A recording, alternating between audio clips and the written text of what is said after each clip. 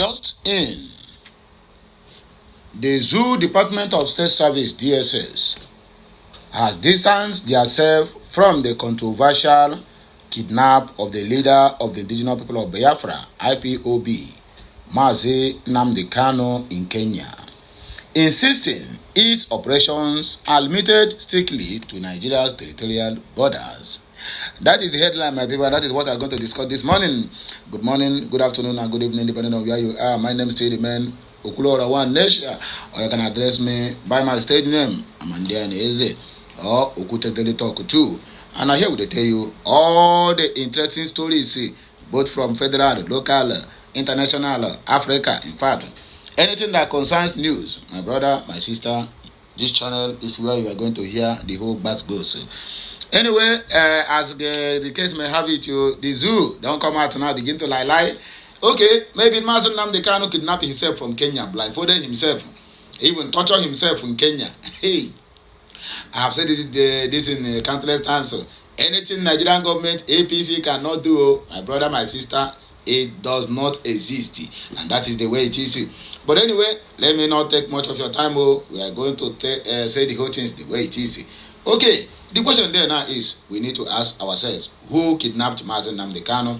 Interpol have made it clear, not once, not twice, that they know nothing about the kidnapping of Mazi Nnamdi Kanu. But earlier on, Malami, who happens to be the AGF as of then, when Mazi Nnamdi Kanu was kidnapped, says that it is in collaboration with Interpol that the DSS Nigeria, SSS, ACC, Sickle Cell, and the rest of them combined together and kidnap Mazi Nnamdi Kanu from Kenya. But now, DSS witness don't come out and they said they are not aware how Mazi Nnamdi Kanu get into Nigeria. Then, but you say that you are the what they call it? You are the investigative officer who handles Mazi Nnamdi Kanu's case. Then, who handed him over to you? Who is that person? Where is him from? Is it a ghost? You see, this Nigeria, this is a failed nation.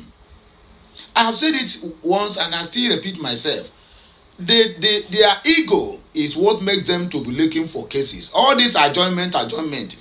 They are trying to manufacture evidence against Mazi Nnamdi Kanu, but all the whole evidences they are bringing so far is dead on arrival, because Nnamdi Kanu have what it takes to win the zoo from Nigeria down to African Union Court, down to ECOWAS Court, down to International Criminal Court, and even down to European Union Court. Nnamdi Kanu have the SANs that are going to do the job and do it very, very clean.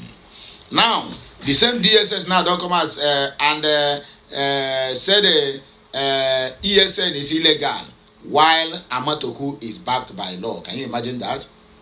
Amatoku is backed by law. Not Amatoku is not your police, not your DSS, not your EFCC, not your military. But he said they are backed by law. Then ESN is illegal according to Nigerian law. Anyway, one thing is for sure, that Nnamdi Kanu must surely get his freedom. But don't forget what I said earlier. I'm not saying this to demoralize your spirit. This adjournment, you see, the last day, they say the last day of adjournment is 19th of June, right? Which is next month. My brother, nothing is going to still end that day. Go and mark my word. It's not like I'm wishing Mazi Nnamdi Kanu not to be released. But I am one of those who want this guy to be released, because all these shenanigans going back and forth between the so-called BG and the government of USB is getting too much and it's getting out of hand. It's making the whole world see us as never being serious. Whether Mazi Nnamdi Kanu or Simon Ekpa, anyone that can come out with don't stop all this rubbish. But I have a question I will always like to ask. Maybe sometimes it will escape my memory. Let me ask you, if BG now, okay, let's assume, please don't misquote me out of context. I'm asking a question, a candid question, and I require an answer. If the so-called BG now get Biafra, does it mean that people in a USB will then say no, that they will not agree unless they get their own Biafra? And that same question goes, what if the USB, the one that then get the Biafrans liberated, get the Biafran to stand, and we take control of our territorial integrity, Does it mean that people in BG or in DOS or in any way or in Masob we say no, that we do not want this Biafra that USB get, that the only Biafra they can support is the one they get by their own self? If this question, nobody can answer this question and answer it correctly, then it means that all of you, both in USBO, both in BGO, both in DOSO, everybody, all of one are they mad. Everybody. Because if one section get Biafra, then the other section will not say no to it. Then why is all this rubbish and nonsense division? As if we are looking for another different country, another different thing. Just simply because this group does not align with the ideology of this group, it becomes a competition that when you get online, instead of you to be looking for something more interesting to read, it is reading. If Torak Parawa did not talk about this, he will talk about that. If this one, Go 247 do not talk about this, he will talk about that. Division everywhere. And our people are dying every day in homeland. And our people are being mutilated every day in homeland.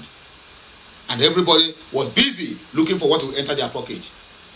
My only prayer is that the gods of our land should arise and deal with anyone who is using this struggle to feed their pocket and to also to feed their family. And they will never escape the wrath of our gods. That's the only thing there. Back to the business of DSS. Now they say they don't know who kidnapped Nnamdi Kanu. Yet you are persecuting him. If you don't know who kidnapped him, you don't know who brought him, you don't know who extraordinary renditioned him from Kenya, all you need to do is to say no. Because if the government of, or rather the judge of APC does not declare Nnamdi Kanu person non grata, it means nothing. Because person non grata in a way simply means that Nnamdi Kanu not supposed to be in Nigeria, not supposed to be in trial, not supposed to be in DSS custody. I don't understand. And then everybody fold their hands and watching why things are getting spoiled. There was a video I'm watching now, a news where they call him, he said Senator Osita Ngwo. He confronted the Senate President about the marginalization of Ndigbo from the national level. That in a whole budget, a section of the country will get over 8-something billion, while the southeast will get nothing. The boy is a very young senate, and maybe I'm sure they never give him forbidden fruit to eat. That was why he have the God to speak like that. But my brothers, guess what? He made that submission with all the whole written evidence in their so-called supplementary budget or so-called budget. No any southeast senator rose there to support the motion this guy rose. But rather, more 3, 4, or 5 Hausas or Fulanis, whatever you call them, in the Senate from the northeast, northwest, and north central. Do you know that they shut this guy down? That he's not supposed to. He's supposed to talk in the national interest. That most of the regions are also crying of marginalization. In a budget of over how many trillion naira? If not 60 trillion, or 59 trillion naira, that the southeast didn't get anything, and they tell them to wait until supplementary budget. Then when this guy raised motion, instead of his only four brothers or the senator from the south to raise and said, yes, we want to make this we want to make these recommendations. But thank God you raised it. Everybody was. I saw one self was even busy pressing his phone. Why you are going there to talk nonsense? Talk to you. If they shut you down now, no problem. You can imagine that rubbish. You can imagine what is happening. The same way what is happening in the Biafra struggle, everybody is minding their business. Everybody is using it to do caricature. The idiot calls on Parawa will be online, nagging like woman, writing all manner of nonsense, simply because the other group does not align with your own ideology, or does not allow you to be siphoning the Biafrans their hard-earned money. And when you talk, some people will come to your comment section and begin to write all manner of things. It is getting too much. The earlier we stop all this nonsense, the better for all of us. Otherwise, we all are going to lead to regret it. If we didn't liberate Biafra in this generation, my brother, the next generation of Biafrans will not have time for all this. I tell you the simple truth. This Gen Z generation, that only care about Yahoo and sagging and smoking and using improvement and the rest of other hard substance. They will not have time to go for this struggle. So my only advice is that we all stick our ass together and work on something out. Otherwise, in our grave, because we cannot live forever on this earth, in our grave, we will blame ourselves. We will blame ourselves until we get reincarnated. No. Let us dissect the comment section to know what our people think concerning this matter. Uchechi Okukano, as Nigerian government did not arrest Nnamdi Kanu, what they committed was an international crime, extraordinary rendition, using their artificial DSS Nigeria in collaboration with the government of Kenya, while 10 Downing Street sits on the fence, pretending not to know what to do, because trade, interest, and of course, interference by proxy is more important than the human rights protection she forbears. He who goes to equity must go with clean hands. The hands of the government are too dirty to trial Nnamdi Kanu. Nigeria has made caricature of their judicial system and has proven their kakistocracy to the whole world. Hashtag free Mazi Nnamdi Kanu. This one is wife of Mazi Nnamdi Kanu, Uchechi Okukano, and I comment this one. Let us see people who responded to him. To her. Daily Justice said DSS can run but can't hide. DSS rule in Mazi Nnamdi Kanu's arrest and rendition. Please, you people should stop using that word arrest. It is kidnap. It is kidnap. They kidnap Mazi Nnamdi Kanu. Paul said at Grok, ask perplexity. Please fact check this statement. Okay, Grok, I was here. The Department of State Service DSS has officially denied any involvement in the arrest of Mazi Nnamdi Kanu in Kenya, stating that their operation are strictly limited to Nigerian borders and that they lack the authority to conduct arrests abroad.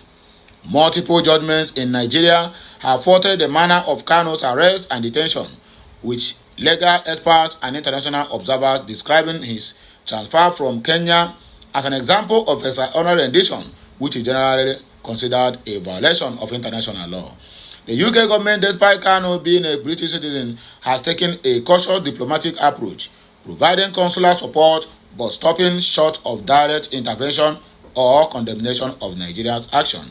So while the DSS and Nigerian government deny direct involvement in the cross-border arrest, credible legal and academic source categorizes what happened as extraordinary rendition, and the UK has not taken a strong public stance beyond seeking explanations and offering consular help. So what is the help of this now, Mr. Grok? Double Dutch said that they have no case against Mazi Nnamdi Kanu. They must release him whether they like it or not. Very confused sets, but the judiciary, the government, and the DSS, they are confused people sent more. I think one of the Onyendu's legal counsel who cross-examined the so-called DSS witness yesterday, being Tuesday, 21st May 2023, did not ask the rightful question based on the update I read online. Mazi's counsel would have asked the DSS how they got Mazi Nnamdi Kanu into their custody. Or maybe Nnamdi Kanu just walk in there and tell them, please arrest me and start my prosecution. Maybe that is exactly what it means. Daik Osigwe said, my lord, not arrested. The Nigeria government kidnapped Nnamdi Kanu with the help of a government of Kenya. Good to keep the record straight. The two countries are kidnappers, which at Muhammadu Buhari and Malami are the ringleaders. And according to Marriage Entertainment, say, Lolo, we are watching with our eyes. We know exactly where we are waiting for them, for the zoo. Yes, now, because at the end of the day, there is still going to be a conclusion of the case. So we are waiting. He say, hey, Mazi Nnamdi Kanu is sentenced to life in prison, and sentenced to death sentence, or this Kaneko, then I go no. Frank of Biafra said, caricature no be for who get shame and conscience. And Nigerian government and her agencies no get shame and conscience. Iwuchukwu Augustine Nnamdi said, same artificial DSS NG that agreed before the appeal court that they kidnapped Mazi Nnamdi Kanu from Kenya. This same before the Supreme Court. This same before the Binta Iyako So why are they denying now? It is too late for them. Of course, it is very, very late because nobody is going to save them from this. Adewale Damile say, who come arrest him? My brother, if you ask me, like who I go ask. Dare Omo Eyale can say, so the DSS is saying they had nothing to do with one of the most high-profile extraditions in recent history. Either someone's hiding the truth or there is more to this story than we are being told. Prof. Enekana, evil has triumphed not because of the actions of the wicked, but because of the inactions of those who could have intervened, the indifference of those who should have cared, and the silence of justice when its voice was most needed. Nigerian men of God, men of goodwill, must come together. Let's sue this jaded government and nefarious corrupt judicial that government is using to keep Mazi Nnamdi Kanu from his young family. Zita say, just in, the Department of State Service DSS has distanced itself from the controversial. Okay, that one is just copied. Gozie 007 said, then how did he end up in the DSS dungeon? No admission of responsibility. Always a lion lives. Professor I. Enekana, PhD, said finally, across the annals of history, the triumphs of malevolence has often been enabled not by the deeds of the wicked, but by the positivity of those endowed with the power of power to intervene. Yet, choose in actions the apathy of those enlightened enough to recognize justice, yet who remembered, unmoved, and by the muted voices of righteousness, which in the moments of greatest need failed to rise in defense of what is just, thereby allowing evil to flourish unchecked. Enugu first son, so how did he landed in DSS office? My brother Joromio, OCNO, then who kidnapped him from Kenya? Nigeria is really a joke. Head to head said he was kidnapped and abducted from Kenya, not arrested. Correct yourself. Zita, at last they will agree they indeed kidnapped him from Kenya. African Interpol has issued a statement years ago distancing themselves from any arrest of Nnamdi Kanu or any kidnap of Nnamdi Kanu. DK Mbaike said if they didn't arrest him, who brought him to them? Why have they kept him? Interpol said it is not them either. Interesting. So who did? Let out agencies have some balls. I beg my people, now here we go take back break. More of this is coming your way. Today is Friday, TJIF. Thank God it's Friday. So as you are watching, please candidate drop your opinion at the comment section of this video, where we will be back with more sophisticated news that we are going to give to enlighten your heart. So just have a nice day. May good Lord continue to bless us all, the Father, and of the Son, and of the Holy Spirit. Kachineke mezioku.